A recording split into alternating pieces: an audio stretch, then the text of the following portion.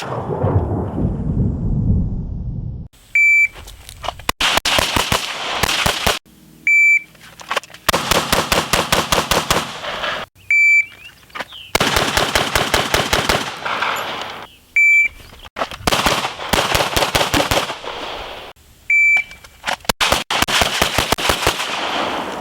everybody, Aaron Cowan, Sage Dynamics. This video continuing our series on anatomy, and we're going to talk about the last critical region of the body, the pelvis. Again, as a disclaimer, I am not a medical professional. However, everything I teach in regards to anatomy has been vetted by medical professionals, both alumni and independent, and I've done a whole bunch of research on my own. So while medical profession isn't my lane, I have done a lot of research into my lane, which is finding the best ways to teach people how to defeat the human body.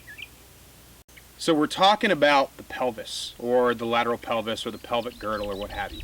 I do break with some of my colleagues and a significant portion of the internet on this, and the fact that I do not consider the pelvis to be a critical area of the body when it comes to life function. I consider it to be a critical area of the body for immobilization only. That is a pretty important distinction, because there are some people out there teaching pelvic girdle shooting as the new headshot or the new failure to stop drill. Just plainly speaking, there is nothing inside the pelvic region critical for life function besides some arteries. And you may think, well, you just said there were arteries in there. Yeah, but even me, knowing where they are, I can't put my finger on them, and I can't specifically target them. The pelvic region of the body, which, be specific, what we're talking about is we're talking about that saddle, that pelvic girdle. We're talking about the ilium bone, the sacrum, and the pubic and the ischium, which make up those hip joints, those ball joints for our legs. Now, the pelvis is where all bipedal movement is generated from. It's how I'm able to move my legs and to a certain degree my torso. So that is important for mobility. But if I shoot someone in the pelvis, I have to do that with the knowledge that the best I can realistically hope for is immobilizing. And when we're talking about the handgun, it's really hard to factor in immobilization at all. Now, continuing on with what could be my most downvoted video ever, because people are going to take an emotional response to the facts that I'm putting out. The pelvic girdle is a horrible place to shoot somebody unless you're using a rifle. That's just the simple, plain fact. But let's talk about specifically what's in there a little bit more. We have the inferior vena cava and the aorta, which run down roughly same track as the spine. They branch. We get the iliac arteries, which go over the pelvic girdle itself, then become the femoral arteries that extend down into the legs. Those arteries, which are, independently verify this yourself, roughly smaller than the circumference of my thumb. That's it. Anything else in there is not critical for life function. So the best that we can hope for outside of hitting one of those arteries is a mobility kill, or a mobility incapacitation. Now, we've already talked about the two types of incapacitation in previous videos: surrender or unconsciousness. So the only hope for unconsciousness I could possibly get, a medical incapacitation, with a shot to the pelvic girdle, is a hit to one of those arteries which resulted in enough blood loss to induce unconsciousness. Now, that's medically speaking. Psychologically speaking, just shooting someone can give me a stop, but I can't guarantee that. So I always want to train and practice, and my mindset needs to be focused on that medical incapacitation. If I get a psychological incapacitation, I'm obviously going to take it. I'll be like, sweet, this means I don't have to shoot this person or shoot them anymore. They've given up. I deal with it from there. Medically speaking, all I have in there is arteries. Now, you might be thinking, well, there's a whole bunch of stuff in there that's important. Well, there is. You got lower intestines. You have, if it's a male perpetrator, you've got, testicles and things of that nature.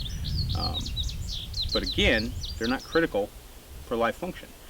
So then all we have is, can I reasonably depend on shooting someone in the pelvis to eliminate their mobility? So when would you choose the pelvis as your point of aim? Remember, we talked about center mass in the last video. Center mass is center of the target offered or selected. So if all I have available to me on my threat is the pelvic region, then that's where I'm going to have to shoot them. But I have to do so with the knowledge that it's unlikely to induce incapacitation. It may give me immobilization, which we'll get to that, especially with the handgun.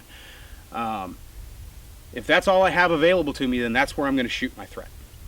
Situation, maybe you're shooting under a car, underneath the table, or you were knocked down, they're on top of you, what have you.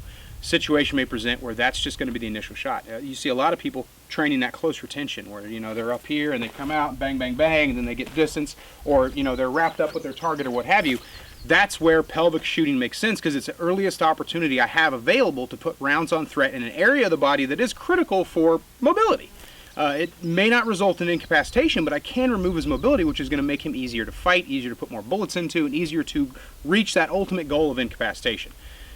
So I'm not saying the pelvic region of the body isn't a place to shoot, because I practice and train people to shoot the pelvic region, but I want them to do it with the mindset that this is not going to be a 100% guaranteed fight stopper so much as we can get from the thoracic cavity or the only off switch, which is in the head. It's not a bad place to shoot people, but we have to do it realistically. We have to think about it realistically. It is not the new failure to stop drill. If you put 3 rounds in someone's thoracic cavity and you don't get an immediate result, which medically speaking you're not going to, so you shouldn't be expecting one, then you would transition to the pelvis for what reason exactly?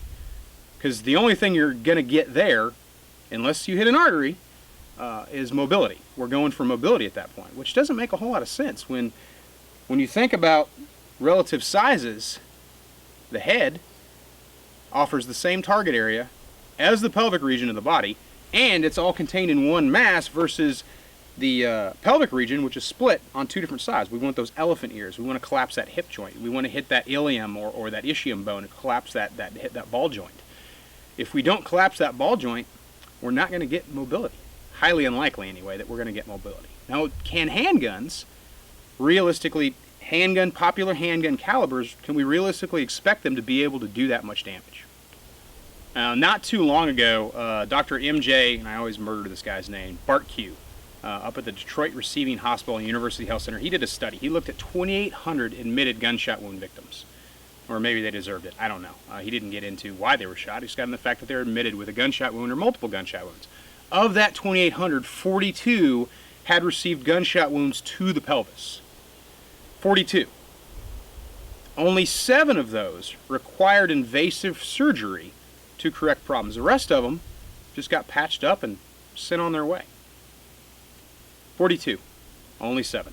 Now, you may think, well, that's not a huge sample data. But then you got to think about how many people, or I should say how few people in the U.S. are shot annually.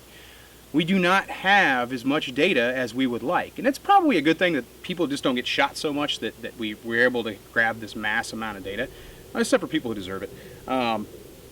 But that's very telling. Out of 2,800, we had 42 who took trauma to the pelvis, and only 7 of those required invasive surgery. You can find this study online. Again, it's Dr. MJ Bartque, Detroit Receiving Hospital, University Health Center. I wrote an article back in 2014 that specifically referenced that, and I'll probably put the link in the description of the video. When it comes to anatomy, the pelvic region is an acceptable place to put rounds that we can get. We can induce mobility and maybe even induce incapacitation if italics, bold, underlined, hit one of those arteries. But to me, it's third on order of importance when it comes to where I'm going to shoot someone. If I have to use a weapon in self-defense, if I have to use a weapon to protect someone else, the pelvic region of the body is last on my list of places to shoot someone unless the situation places it at the top. If I'm in a close retention situation, if someone's wrapped up with me and use of lethal force is completely justified, my first 2 or 3 rounds may be from retention. Or maybe we're wrapped up and I create an air gap and I'm able to get my gun out and put rounds in their pelvis. And then I'm going to start working my way up into their thoracic cavity and then into their head until they've become medically incapacitated or they've surrendered. They've given me some kind of visual audible cue that they don't want to fight no more. Now, when it comes to training and practicing pelvic girdle shooting, this is probably something that if you have to use an indoor range or even an outdoor range that has the same kind of controls in place, you probably don't get to practice shooting from retention a whole lot. We're not looking to shoot to the center of the body. We're looking to shoot to, we want to hit the hips. We want to hit the elephant ears, so to speak. We want to hit that iliac bone or the ischium bone. We want to collapse that hip joint. So we got to shoot to, for people who wear their pants where they're supposed to, the pockets. Or you find the natural waistline and shoot to the left or to the right of it. If you're drawing from your holster, be it from appendix or you're shooting from your hip, whatever hip you shoot from, you should be perfectly indexed if your threat is square to you to get those hits. But life's a little bit more dynamic than that. What if you're wrestling around with somebody and all you have is this presentation? Just think about where those hips are. A hit from the side is actually going to increase your chances of a mobilization. Now, we already kind of talked about it, that study. 2,800, 42 suffered wounds to the pelvic region and only 7 required surgery. Does that mean if you shoot somebody in the pelvic bone that it's not going to work? It's highly probable. And again, that's just one study, but there is a lot of other data out there if you go look about how handgun rounds are unlikely to shatter that bone. And if they do penetrate the bone, they usually just kind of pierce it. And that's not caliber specific. That's across a wide degree of calibers. Rifles, they have enough kinetic energy in that temporary wound cavity that they do tend to shatter the bone rather than just punch a hole in it, which is good if you're using a rifle, not so good if you're using a handgun. So when you think about shooting, just think about shooting that region of the body in your personal practice. Just think about it realistically. We want to go for those pockets. We want to hit that area, and we want to be prepared to deliver follow-up rounds. Now, when it comes to failure to stop, if I'm already delivering rounds to the chest, there is no reason, medically speaking, that you should then transition and shoot the pelvis. The question may rise, well, what if they're wearing body armor? If they're wearing body armor, shoot them in the fucking head. If you can hit the pelvis, if you can transition from the chest and hit the pelvis, there's absolutely no reason whatsoever that you can't hit the head. If their head's armored, okay, now the pelvis is what you got. If you add enough facts to the scenario, then yes, there can be situations where shooting the pelvis makes perfect sense. But if I can choose between the head and the pelvic region, because the thoracic cavity isn't getting me what I want, I'm going to go to the head every single time. If the head's off the table and the thoracic cavity's off the table, and the situation only presents me with, at least in a small moment of time, or maybe the full extent of the engagement, the pelvic region, then that's what I'm going to take. But just like other regions of the body, we need to make knowledgeable decisions on where we're going to shoot, medically speaking. Stop thinking of it like paper and start thinking about it like a person. Because ultimately, that's what we're practicing to do, is shoot people. Anatomy is a horse that has not yet begun be beat. Anatomy is a horse that we have not yet begun to beat, if you want to use that popular idiom. You need to talk about it, you need to learn about it, you need to know about it. Being able to shoot tight shot groups is super important, but so is understanding the human body and how best to defeat it. Now, if your goal in practice and training isn't self-defense, then no, it's not important to you. You should just worry about actually hitting steel and hitting triangles and circles and bullseyes and what have you, and that's fine. That's a sport, and that's cool. But if you do think about self-defense, and you do carry for self-defense, and you do keep a gun in the house for self-defense, and you worry about these things, and you think about these things, and you train for these things, then what do you really lose by learning as much as you can about how the human body works so you're best able to defeat it if the time comes? Some people have a very realistic expectation of what happens when they shoot a bad guy, and some people have a very unrealistic expectation to include they have a plan of what they're going to do and where they're going to shoot them. And I think that's foolish. It really is. Like if you say, oh, well, I'm just going to shoot him in the neck and I'll put 2 rounds in the chest, or, I'll get 3 rounds from retention and I'll go to the head, or none of that stuff makes sense except in their own little mind of how the gunfight or how the engagement plays out. It's not going to work that way. Guarantee it. The way you see it is not the way it's going to happen. Maybe close. We want to we want to plan for how we're going to react to a situation versus trying to develop a skip. Well, if A happens, I'm going to do B. Situation may not allow you to. 3 things happen when you shoot a bad guy. An immediate reaction. Only immediate reaction is where? In the head. Delayed reaction. Takes a while, but eventually we get that medical incapacitation. High thoracic cavity. Or no reaction. Maybe you shoot him in the pelvis and it doesn't do anything.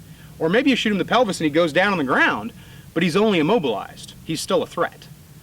Just because someone goes to the ground does not mean that the fight is completely taken out of him. Hopefully it is. Hopefully just pulling the gun is enough for him to give up, or that situation changes where you don't have to actually fire a round. But if it's time to use violence, we need to exercise the maximum amount of violence possible in the shortest period of time, which means shoot him until he's unconscious or he surrenders. I'm Aaron Carroll with Sage Dynamics. Train accordingly.